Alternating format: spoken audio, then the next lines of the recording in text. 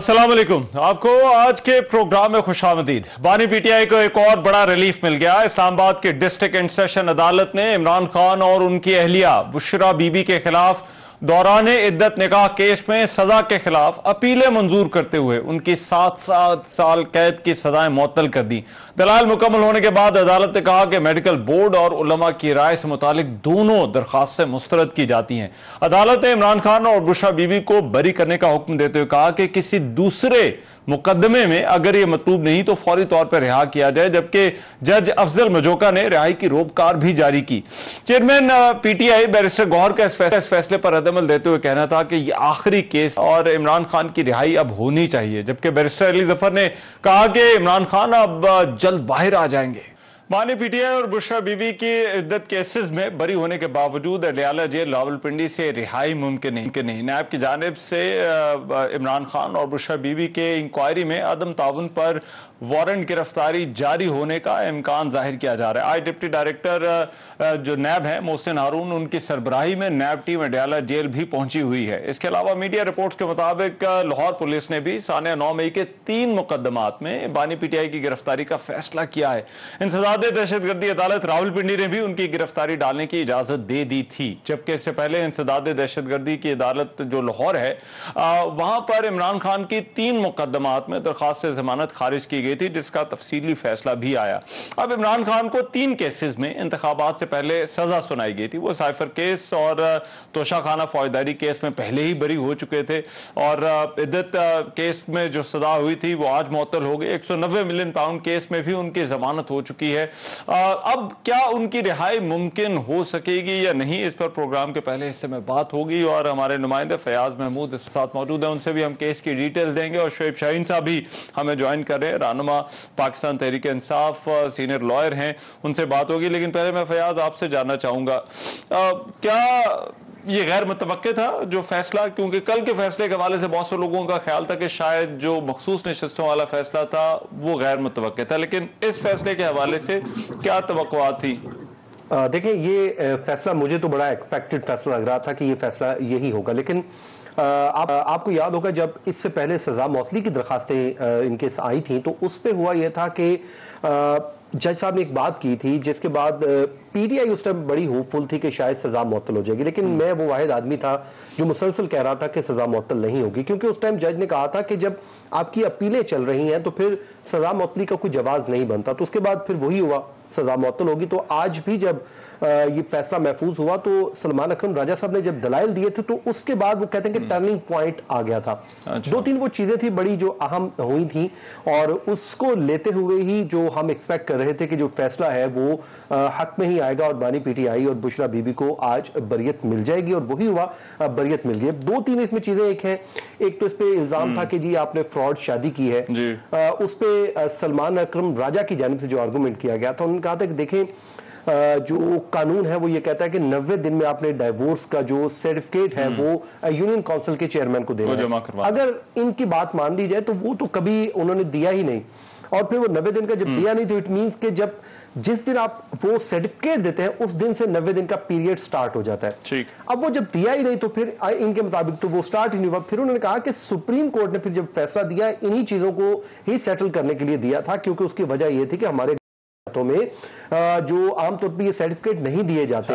और वही हुआ, उन्होंने कहा जी फिर सुप्रीम कोर्ट ने जो डेज का एक टाइम पीरियड फिक्स कि ये खातून की एक इद्दत बन सकती है और 39 डेज में, तो अगर इनकी बात मान ली जाए तो फिर नवंबर में जो रिटर्न जो है डाइवोर्स होती है, फिर जनवरी या फिर फरवरी में शादी हो रही है, जो निकाह हो रही है, तो उसमें जो 48 डेज का टाइम बन रहा है, यानी कि 39 डेज से भी जायद का वक्त बन रहा है। तो उस पर जब जज ने फैसला लिखा है, जज ने इस बात को बड़ा क्लियर कर दिया है कि ये फ्रॉड शादी नहीं थी। उसकी वजह यह है कि जब इन्हें मालूम हो गया था, पहले दिन ही पता चल गया था, बल्कि दूसरे दिन पता चल गया था कि बुशरा बीबी ने शादी कर ली है, तो इनका जो रुजू का हक था, ये जो कह रहे हैं कि हमने रुजू करना था, तो इनको 6 साल का वक्त लगा रुजू करने में, और 6 साल तक ये इंतजार करते रहे। जब इन्होंने कंप्लेंट फाइल की तो इनका वो हक वैसे ही एक्सपायर हो चुका था।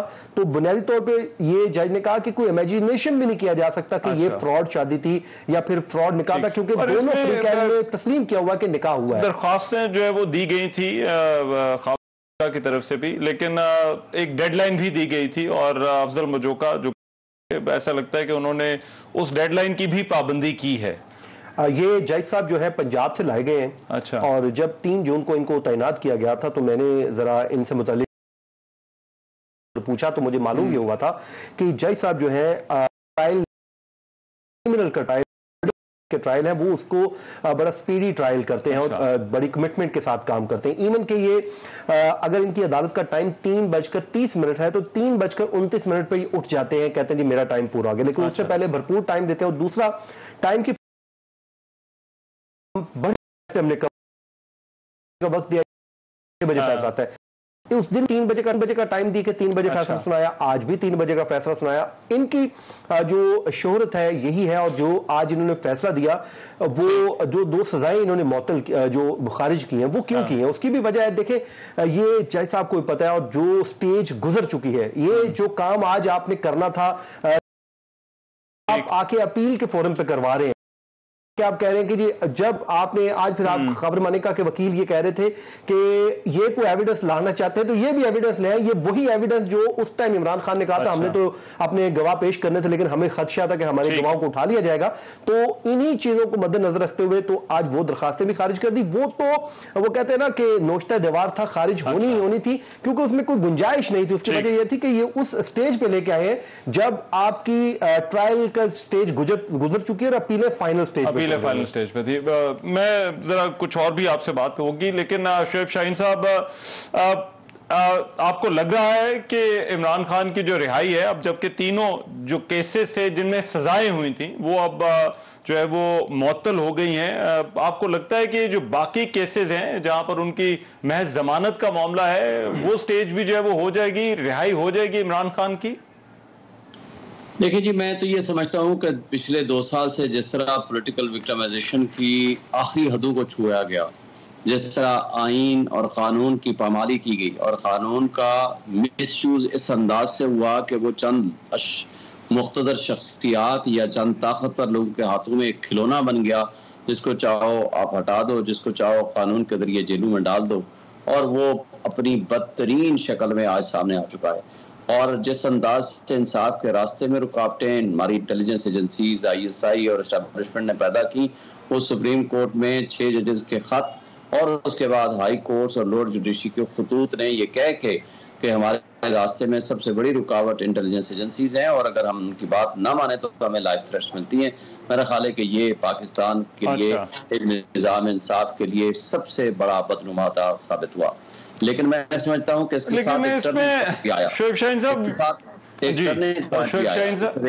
एक बात कर लूं, टर्निंग पॉइंट भी आया कि इन सारी चीजों के होने के बाद सुप्रीम कोर्ट ने अब जिस तरह और अदलिया ने खड़े होकर ये फैसला किया कि हमने किसी दबाव में आए बगैर इंसाफ करना है, ये एक रोशनी क्या एक वो अच्छा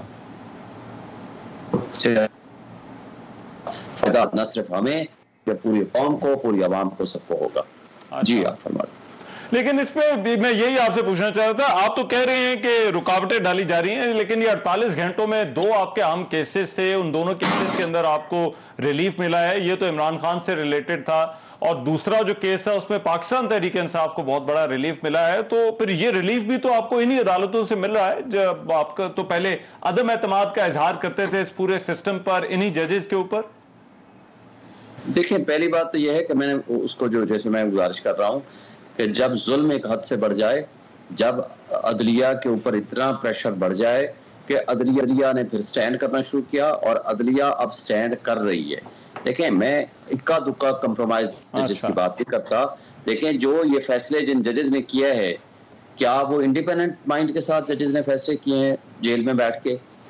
उन्होंने खुद बताया है, तकरीबन जो इमरान खान साहब ने हमें बताया कि बंदूक की नोक पे उनसे फैसले लिए गए और जिस तरह जज बशीर बेचारे को 5 दफा हॉस्पिटलाइज होना पड़ा, और उसने छुट्टी की दरखास्त दी कि जी मैं नहीं चलाना चाहता, उनको छुट्टी की दरखास्त कर दी गई और अपनी रिटायरमेंट के आखिरी दिनों में उनसे ये फैसला लिया गया।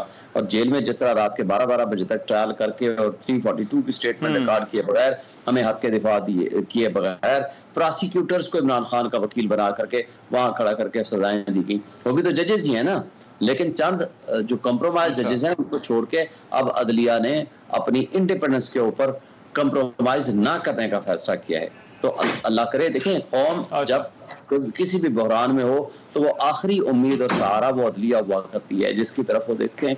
और अगर अदलिया से भी इंसाफ की तवक्को खत्म हो जाए तो फिर तो खूनी इनकलाब आया करता है, और वो अल्लाह ना करे कि उस लेवल तक हम पहुंच जाएं।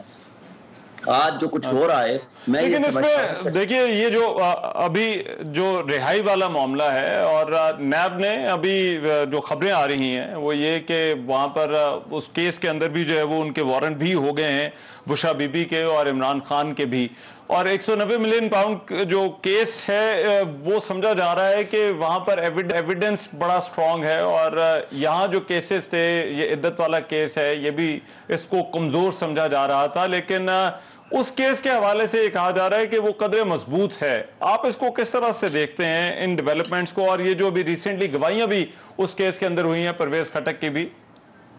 देखें, आज आजम खान आया है, उसने क्या दिया है? उसने कहा जी मेरे पास ये शहजाद अकबर ने ये भेजा, उसने कहा जी प्रिंसिपल सेक्रेटरी को भेज दिया, आप इसको कैबिनेट में रख दें, उसने कहा जी आगे मैंने कैबिनेट को भेज दिया। टोटल ये गवाही है, इमरान खान के खिलाफ एविडेंस आई है। और कोई भी ऐसे देखें, कोई ट्रस्ट भी कभी रिश्वत हुआ करता है, पहली बात। दूसरी बात यह है कि ये तो मुआहदा एनसीए और मुल्क रियाज के दरमियान आज भी मौजूद है। अगर ट्रू सेंस, और ये वो केस है जो 2020 में खत्म हो चुका था, इसी नैब ने खत्म कर दिया। अगर नैब को इस्तेमाल करेंगे आर्म ट्रस्टिंग के लिए, अगर आप इस अंदाज से, आप मुझे बता दें, यही नैब है, एवन फील्ड डिपार्टमेंट आज भी किसके हैं? किसको नहीं पता कि नवाज शरीफ और उसकी फैमिली किस कैपेसिटी में रहती है। नवाज शरीफ ने एडमिट किया फ्लोर ऑफ द हाउस पे खड़े होकर, हुसैन नवाज ने आकर के टीवी में आकर कहा। आज किस ग्राउंड पे नैब ने कहा जी नहीं नहीं इसको छोड़ दें, हमारे पास कोई एविडेंस नहीं है, डायरेक्ट एविडेंस नहीं है जी, इनके हैं। इस ग्राउंड पे उसको छोड़ दिया गया। अगर ये इंसाफ का तकाजा है तो मुझे बता दें, अच्छा तोशा खाना का चौथा केस बन रहा है, चौथा केस बन रहा है इस बात पे कि जी तोशा खाना के जो तायब लिए गए जनाब वो अंडर एस्टिमेट है। भाई ना आपने उस असेसमेंट कमेटी को पूछा, ना इवेल्युएशन कमेटी को पूछा, ना किसी को मुल्जिम बनाया, आपने उठा करके, अच्छा सिर्फ एक इसमें मुल्जिम बन सकता है, वो है गाड़ियों जो नहीं मिल सकती थी। इसमें मरियम नवाज ने गाड़ी ली, इसमें जरदारी ने 3 गाड़ियां ली, यूसुफ गिलानी ने ली, नवाज शरीफ ने ली, उसको तो उठाकर कहते हैं कि नहीं जी तो ये इस केस को खत्म कर दिया जाए। देखें, जब जस्टिस सिस्टम को आप इस तरीके से गंदा कर देंगे, जब नैब एफआईए इदारे, इलेक्शन कमीशन, करप्ट ब्यूरोक्रेसी एक वन पेज पे आकर के एस्टेब्लिशमेंट की गोद में बैठ जाएगी और एस्टेब्लिशमेंट के कारिंदे के तौर पर काम करेंगे, कानून का मिसयूज करेंगे, तो उसका नुकसान पूरे सिस्टम को होगा। और वो आज हम देख रहे हैं। अच्छा, मगर इसमें शोएब शाहीन साहब देखिए, हुकूमत इसमें कह रही है कि आपको बड़ा गैर मामूली रिलीफ मिल रहा है अदालतों से। ज्यादा तो तनकीद जो है वो कल वाले फैसले के ऊपर हो रही है जो मखसूस नशस्तों वाला फैसला था, और उस पर तो कहा गया है कि नजीर जरूरत भी, एक सुपर नजीर जरूरत जो है वो उस केस के अंदर जो है वो लाया गया है। तो ये हुकूमती तनकीद को किस तरह से देखते हैं? क्या वाकई को पीटीआई को गैर मामूली रिलीफ मिला है, खास तौर पर जो मखसूस नशस्तों वाला केस है उसमें? देखें, इनको शर्म आनी चाहिए, ये फॉर्म 47 की पैदावार है, हारे हुए ये लोग हैं। मैं आपके सामने बैठा हूं 1,05,000 वोट लेके, वो कठपुतली तारिक फजल हो, अंजुम अकील हो, या वो खुरम हो, जिन्होंने यहाँ फॉर्म 47 बना करके आज तक फॉर्म 45 लेके नहीं आए अदालत में, अदालत मुस्तकिल बुला रही है। इन लोगों को बेशर्मों को अल्लाह के नापाक नाम के नीचे खड़े होकर के झूठा हाथ ले रहे हैं और ये कह रहे हैं कि जनाब हमें रिलीफ मिल रहा है। इनसे पूछें कि हमारे बल्ले का निशान क्यों छीना गया, इनसे पूछें कि हमें आजाद क्यों डिक्लेयर किया गया। इसके बावजूद हम 180 सीटें जीत के आए हैं, उसके बावजूद हमारी आधी से ज्यादा सीटें ये खा गए। लेकिन सब कुछ के बावजूद जो प्रोपोर्शनेट शेयर का प्रिंसिपल है आर्टिकल 51 के तहत, मुझे बता दें वो कैसे मुमकिन है? सुप्रीम कोर्ट ने चीफ जस्टिस, जिसके ऊपर हमारा सबसे ज्यादा आदम एतमाद है, उस समय सबने कहा है कि इलेक्शन कमीशन ने बेईमानी की है, डिसऑनेस्टी की है और सुप्रीम कोर्ट की जजमेंट को मिस इंटरप्रेट किया है। उसके बाद कोई गुंजाइश है कि ये कोई खैरात है, कोई हलवा है, या इसको हम गिफ्ट समझें? इलेक्शन कमीशन ने उठाकर बाकी पार्टियों को दे दिया जो अपना शेयर ले चुके थे। देखिए, सुप्रीम कोर्ट ने एक इतना बड़ा फैसला कानून और आईन के तनाजुर में किया है और आप उसको मजाक उड़ा रहे हैं ये लोग। अब बात यह है कि मुझे बता दें, पीटीआई सबसे बड़ी पॉलिटिकल पार्टी है इस वक्त, इस सारी धांधली के बावजूद, फॉर्म 47 की पैदा करने के बावजूद, हम फॉर्म 45 के आधे से ज्यादा एमएनए एमपीएस बाहर बैठे हुए हैं, हमें नहीं आने दिया, उसके बावजूद ये एडमिटेड फैक्ट है। और क्या हमने अपनी पार्टी छोड़ दी, डिसॉल्व हो गई है क्या पार्टी हमारी? नहीं। क्या हमने अपने आप को खुद इंडिपेंडेंट किया था? लेकिन वो जो एफिडेविट वाला मामला है, एफिडेविट वाला मामला, देखिए शोएब शाहीन साहब, जो एफिडेविट वाला मामला है, क्या कोई एक कैंडिडेट दो एफिडेविट्स दे सकता है, पहले एक पार्टी का फिर दूसरी पार्टी का? तो किस एफिडेविट को माना जाए? देखें, पहली बात तो यह है कि सुप्रीम कोर्ट ने वाज़े तौर पर कहा कि जब हम एक पार्टी के नुमाइंदे हैं, हमने एफिडेविट दे दिया है, हमें इन्होंने इंडिपेंडेंट डिक्लेयर कर दिया, अब हमारे जो सर्टिफिकेट था उन्होंने कहा जी गौहर का सर्टिफिकेट हम मानेंगे नहीं, वो चेयरमैन ही नहीं है, आपकी पार्टी को हम मानते ही नहीं है, यू आर एन इंडिपेंडेंट, ना हम आपको पार्लियामानी पार्टी मानते हैं या पॉलिटिकल पार्टी मानते हैं। हमारे पास तो ऑप्शन कोई नहीं था कि हमने दूसरी पार्टी ज्वाइन की, दो रीजंस पे। एक यह है कि फ्लोर क्रॉसिंग ना शुरू हो जाए, दूसरी ये थी कि हमें सीटें मिल जाए, रिजर्व सीटें। सुप्रीम कोर्ट में गया, उन्होंने कहा भाई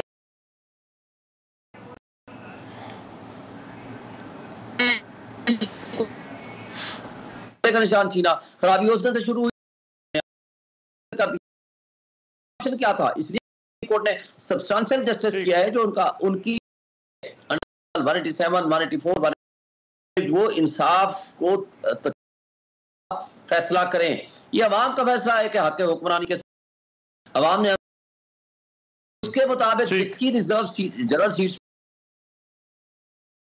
रिजर्व सीट बननी चाहिए।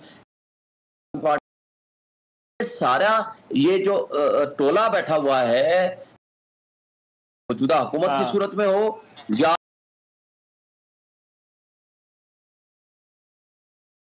मिल के रूम में बैठ के जो सियासत की, ठीक है, राइट, की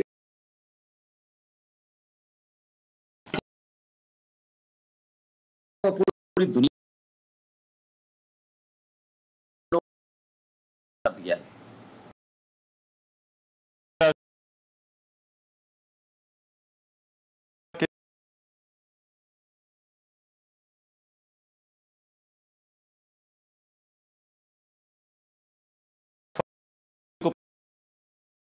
देखिए, जिस आया गया उस वक्त ना तो खावर मानेका कोर्ट रूम में मौजूद थे, ना ही उनके जो काउंसिल थे। तो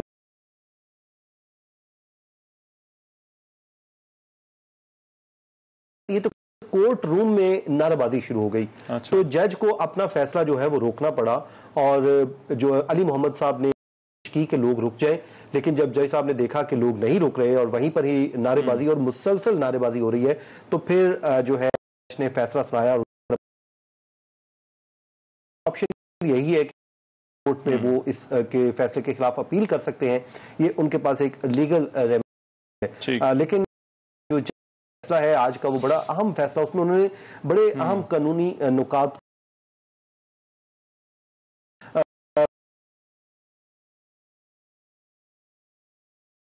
उठाया था, जिसमें उन्होंने कहा दूसरी शादी कर रहे हैं तो इट मींस आप रहे हैं, कहीं ना कहीं आप गलत हैं। तो उसका सलमान अकरम राजा ने जो दलाइल दिए थे या जवाब दिया था, उन्होंने कहा था कि ये एक नुक्स तो हो सकता है, लेकिन गलती तो हो सकती है, लेकिन इसके अंदर फ्रॉड का एलिमेंट जो है बदयांती नहीं है। तो अब ऑप्शन ये रह गया है खावर मानेका के पास कि वो इस्लामाबाद हाई कोर्ट से रजू करें, लेकिन इस्लामाबाद हाई कोर्ट में अब इनकी अपील देखनी पड़ेगी कि वो कितनी वैलिड रीजन के साथ जाती है, कितनी स्ट्रांग होती है, क्योंकि आमतौर पे जब इस तरह की सजाएं जब कलदम होकर ऊपर जाती हैं तो बहुत रेयर चांस होता है कि उसको जो है वो बहाल करवाया जा सके, क्योंकि आज जाहिद आसिफ खुद कह रहे थे कि इसको आप रिमांड बैक कर दे। कहीं ना कहीं उनके जहन में था कि ट्रायल में वो नुक्स हैं जो अभी से पूरे होने चाहिए। देखिए 3 दिन में वहां पे ट्रायल चलाया गया, जिस तरीके से ट्रायल कंक्लूड हुआ तो उसमें कानूनी सुकम तो थे, ऑल्दो कि उन्होंने इस दफा जो आर्गुमेंट किया है इनकी बानी पीटीआई और बुशरा बीबी के वकला ने, उन्होंने मेरिट के ऊपर किया, ठीक उसी तरह जिस तरह साइफर केस में, आपको याद होगा साइफर केस में इस्लामाबाद हाई कोर्ट ने जब उनसे पूछा कि इसको फिर हम रिमांड बैक कर देते हैं, तो सलमान सफदर बड़े तेज थे, वो पूरा भांप चुके थे। उन्होंने कहा कि रिमांड बैक नहीं, बल्कि हम जो क्रॉस एग्जामिन किया गया है जो सरकारी वकला के उनके जरिए वो हम तस्लीम करते हैं, आप मेरिट पे फैसला कर दीजिए। तो फिर मेरिट पे फैसला हुआ और वो देखिए क्या उसका फैसला आया, और आज भी कोर्ट ने मेरिट पे फैसला किया और उनके हक में चला गया। फयाज, बहुत शुक्रिया, thank you so much. Fayaz हमारे रिपोर्टर जो कि इस केस को शुरू से कवर कर रहे थे, इसको देख रहे थे। आप प्रोग्राम में भी एक ब्रेक शामिल करते हैं, वापस आते हैं इस ब्रेक के बाद। Welcome back after the break. बानी पीटीआई ने नए इंतखाबात कराने का मुतालबा कर दिया है। अडयाला जेल रावलपिंडी में 190 मिलियन पाउंड रेफरेंस की समाअत के दौरान मखसूस नशिस्तों से फैसले से मुतालिक जब एक सहाफ़ी ने सवाल किया तो उनका कहना था कि अब क्या फ़ायदा हुकूमत में आने का, एस्टैब्लिशमेंट को साफ और शफाफ इंतखाबात कराना होंगे, मखसूस नशिस्तें मिलने के बाद किसी जोड़ तोड़ का हिस्सा नहीं बनेंगे। मुज़ाकरात से मुतालिक सवाल के जवाब में उनका कहना था कि मैं मुज़ाकरात के लिए तैयार हूं, लेकिन हमारी 3 शराइत हैं। एक तो मेरे केसेस खत्म करें, दूसरा हमारे लोगों को रिहा करें, और तीसरा हमारा मैंडेट वापस करें। उनका यह कहना था कि हमें इलेक्शन ही नहीं लड़ने दिया गया, काजी फायज ईसा ने हमसे हमारा पार्टी निशान छीन लिया और हमारे उम्मीदवारों को एक हल्के में 4-4 निशानात अलॉट किए गए। चीफ इलेक्शन कमिश्नर को मुस्ताफी हो जाना चाहिए और उन पर आर्टिकल 6 लगना चाहिए। उन्होंने ये भी कहा कि वो भूख हड़ताल करेंगे और इसे आलमी सतह पर भी उजागर करेंगे। जो दूसरा मखसूस नशिस्तों का फैसला आया गुज़िश्ता रोज, उस पर हुकूमती रद्दअमल आज भी आया। लीगी रहनुमा हनीफ अब्बासी का यह कहना था कि सुप्रीम कोर्ट के इस मखसूस नशिस्तों के फैसले के खिलाफ वो नजरसानी की दरख्वास्त दायर करेंगे, जबकि ख्वाजा आसिफ ने कहा कि मखसूस नशिस्तों के फैसले के खिलाफ अपील इत्तेहादी जमातों की मुशावरत के बाद दायर करेंगे। आइन को दोबारा लिखना अदलिया का नहीं बल्कि पार्लियामान का काम है। पीपल्स पार्टी का जो इस पर रद्दअमल था वो ये कहना था कि इस फैसले से गुड टू सी यू की झलक नजर आती है। बहरहाल हुकूमती इत्तेहादी जमात पीपल्स पार्टी किस तरह से सारे मामले को देख रही है और क्या वाकई वो भी जो है वो इस पर नजरसानी की अपील दायर हुकूमत को करनी चाहिए या नहीं, इस पर बात करने के लिए नईर बुखारी साहब मेरे साथ मौजूद हैं, सीनियर रहनुमा है पाकिस्तान पीपल्स पार्टी के। उनसे इस हवाले से उनकी राय जानते हैं। नईर बुखारी साहब बहुत बहुत शुक्रिया आपके वक्त का। नईर बुखारी साहब, सबसे पहले तो ये फरमाइएगा, क्या नजरसानी में जाने का कोई फायदा है या हुकूमत को जाना चाहिए?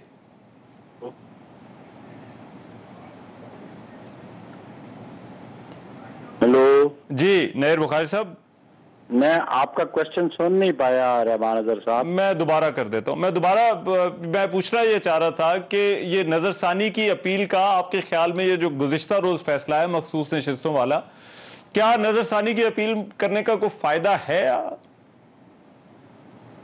शुक्रिया रहमान अजहर साहब। गुजारिश है कि नजरसानी की प्रोविजंस अंडर द कॉन्स्टिट्यूशन तो अवेलेबल है और वह अग्रीव पार्टी जो किसी फैसले से अग्रीव होती है या तो अपील करती है या रिव्यू फाइल करती है।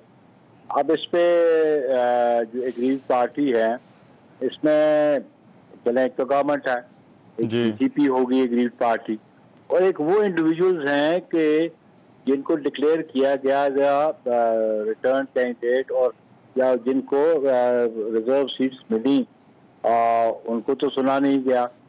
तो फिर उस पर तो ये बात होगी कि वो जो एग्रीव्ड हैं वो रिव्यू पे जाते हैं कि नहीं जाते हैं। बहरहाल फॉर एंड अगेंस्ट आर्गूमेंट्स दोनों साइड पे हैं और इस जजमेंट को दोनों साइड से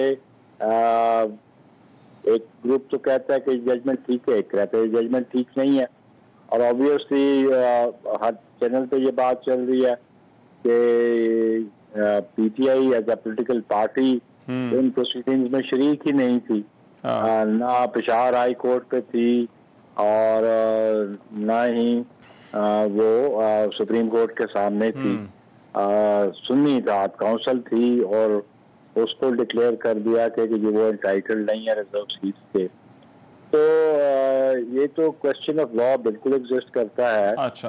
कि जिन लोगों को ये अपॉर्चुनिटी दी गई कि 80 रिटर्न कैंडिडेट के हवाले से सुप्रीम कोर्ट का 39 ने डिक्लेयर किया कि जी अपनी पार्टी की जी एफिलिएशन रोकी है। और 41 था। ठीक, ये अज्यूम कर लिया गया कि वो 41 भी तो पीटीआई के लोग हैं। ठीक, हालांकि ऑन रिकॉर्ड ऐसी बात तो नहीं है, क्योंकि रिकॉर्ड क्या है, उनका नॉमिनेशन फॉर्म है जी, और नॉमिनेशन फॉर्म पे उन्होंने तो ये अपनी पार्टी एफिलिएशन लिखी नहीं है, उसमें ठीक। तो बराह रास्त उन्होंने इंडिपेंडेंट लिखा। तो हाउ कम ये अज्यूम कर लिया भी जो है वो पीटीआई के लोग हैं। सेकेंडली आर्टिकल 51 में जो फ्रेम है करने का वो विद इन 3 डेज है और ये एक्सटेंड कर दिया गया 15 डेज। ये कॉन्स्टिट्यूशन एक्सटेंशन 15 दिन पे कर दी गई है कि विद इन 3 डेज होना चाहिए और अभी ये जजमेंट कह रही है 15 डेज आप फाइल कर दें। तो ये इस किस्म के इश्यूज हैं जो, लेकिन सर जनरली आप सर लॉयर हैं, इन मामलात को बड़ा अच्छी तरह समझते हैं। फुल कोर्ट का फैसला हो 8-5 का, फिर उसके क्या कोई स्कोप आपको नजर आता है इस नजरसानी में हुकूमत के लिए? लीगल राइट का वो मेरा ख्याल है करेंगे भी, शायद करेंगे भी, लेकिन कोई स्कोप आपको नजर आता है इसके अंदर? ये देखिए, ये एजिटेट करना तो उनका राइट है। हाँ, लेट्स से एजिटेट इट ना, तो हम कबर इस वक्त हम इसको प्रिडिक्ट तो ना करें अच्छा, कि जी इसका स्कोप क्या होगा, ठीक है, लेकिन एजिटेट करना तो उनका राइट बनता है और अंडर द लॉ उनके पास ये, अंडर द कॉन्स्टिट्यूशन के पास ये प्रोविजन मौजूद है कि वो इस जजमेंट को रिव्यू पे चैलेंज करें। अल्टीमेटली उसका डिसीजन क्या आता है, इट डिपेंड्स यू नो कि ये जो इश्यूज हैं ये 15 दिन को बियॉन्ड दैट एक्सेप्ट करो। पर्टिकुलरली मैं जो समझ रहा था ये अज्यूम किया गया ना कि वो 41 भी पीटीआई के लोग थे। ठीक है, इट इज ऑन अजम्पशन ना, क्योंकि उनका जो नॉमिनेशन फॉर्म है उस पर तो पार्टी का कोई जिक्र ही नहीं है। चलिए 39 का तो उन्होंने कहा कि उन्होंने कर दिया कि जिन्होंने ये 39 उन्होंने अपने नॉमिनेशन के हम पीटीआई से लोग हैं। सेकेंडली जब उनको डिनायल हुआ कि एज अ पॉलिटिकल पार्टी उन्होंने इलेक्शन कंटेस्ट ही नहीं किया, अच्छा, वो अगर उनको डिनायल हुआ सिंपल न मिलना इज वन थिंग एल्स, लेकिन अगर सुप्रीम कोर्ट ने कहा कि जी हमारी जजमेंट को अगर इंटरप्रेट किया गया कि उसके एक्सप्लेनेशन तो ईसीबी दे, उन्होंने राइटली इंटरप्रेट किया या रॉन्गली इंटरप्रेट किया, या उनकी परसेप्शन जो थी, जो अंडरस्टैंडिंग थी वो कैसी थी। इशू ये था कि जो सुप्रीम कोर्ट के सामने था कि सुन्नी इत्तेहाद कौंसिल को ये सीटें मिलनी चाहिए कि नहीं मिलनी चाहिए, ठीक है, उस पर तो whole bench says, whole court says कि दे आर नॉट एंटाइटल्ड। ये बात जैसे आपने खुद भी रेज की कि अपनी डिक्लेरेशन वंस वाइस डिक्लेरेशन नहीं दे सकता। एक दफा उन्होंने राइट एक्सरसाइज कर दिया और अब वो उस राइट को अनडू करेंगे बाय अनदर एफिडेविट, और फिर इलेक्शन एक्ट जो है से है और even under the constitution citizen of Pakistan any political party, अच्छा, ठीक, लेकिन he can be member of only one, he can not be A member of political party. ठीक, एक बात बिल्कुल उसका एफिडेविट दे। लेकिन इसमें सर ये फरमाइए, जो आर्टिकल 187 का हवाला दिया जा रहा है कि एक गलती को दुरुस्त कर, उसके लिए कोर्ट के पास पूरा वो जो मर्जी कर सकती है या किसी भी हद तक जो है वो जा सकती है, क्या आपको आर्टिकल 7 के स्कोप में ये फैसला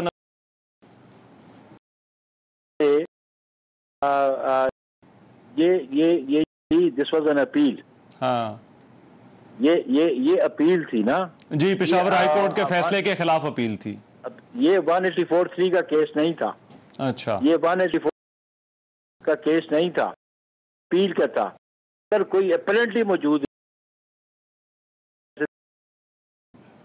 वो तो आपके सामने ही नहीं है। हाँ, जस्टिस कॉन्स्टिट्यूशन है, justice should be done for that ना, सही, जो मौजूद है रिलीफ तो उनको भी मिल सकती है ना, जो आया ही नहीं। सेनेट इलेक्शन पर आपको क्या लगता है? सेनेट इलेक्शन जाहिर बात, लेकिन जो सेनेट इलेक्शन हो चुके हैं इस फैसले का उन पर भी कोई असर पड़ता है या नहीं पड़ता? ये तो खैर जजमेंट में है कि ये जजमेंट ऑपरेटिव है 9 मई ऑनवर्ड, जब वो 3 मेंबर बेंच ने पेशावर हाई कोर्ट वाला जब से फैसला है वो मुअत्तल किया जी। उसके बाद और फिर उस पर भी क्लैरिटी आ जाएगी, और उस पर क्लैरिटी है भी जो डिटेल जजमेंट में, it will come in that you know कि उस पर वो क्या ऑब्जर्वेशन देते हैं डिटेल जजमेंट में। अच्छा, राइट, बहुत शुक्रिया। नेर बुखारी हमारे साथ मौजूद थे और वो बात कर रहे थे मखसूस नशिस्तों वाले फैसले के हवाले से। प्रोग्राम में भी एक ब्रेक शामिल करते हैं, वापस आते हैं इस ब्रेक के बाद। Welcome back after the break. Pakistan और IMF के जो मामला है उस हवाले से एक अहम खबर है कि पाकिस्तान और IMF के दरमियान जो है वो स्टाफ लेवल मुआहदा तय पा गया है और इसके तहत IMF पाकिस्तान को $7 अरब कर्ज फराहम करेगा। जो नया कर्ज प्रोग्राम है इसकी जो मंजूरी है वो IMF का एग्जीक्यूटिव बोर्ड देगा।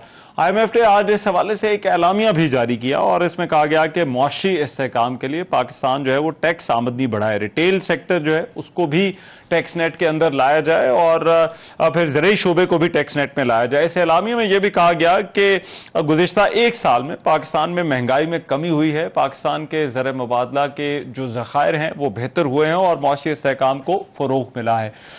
इस हवाले से वज़ीर ख़जाना मोहम्मद औरंगज़ेब का यह कहना था कि IMF प्रोग्राम के तहत हमें स्ट्रक्चरल रिफॉर्म्स यकीनी बनाने की ज़रूरत है जो कि आइंदा सालों में हम लेकर आएंगे। दूसरी जानिब FBR ने आज फैसला किया है कि वो फिक्स रिटेलर स्कीम का जो दायरा इख्तियार है वो 42 शहरों तक बढ़ाएगा और दुकानों की कीमत की बुनियाद पर उनसे ₹100 माहाना से ₹10,000 माहाना तक टैक्स भी लगाया जाएगा।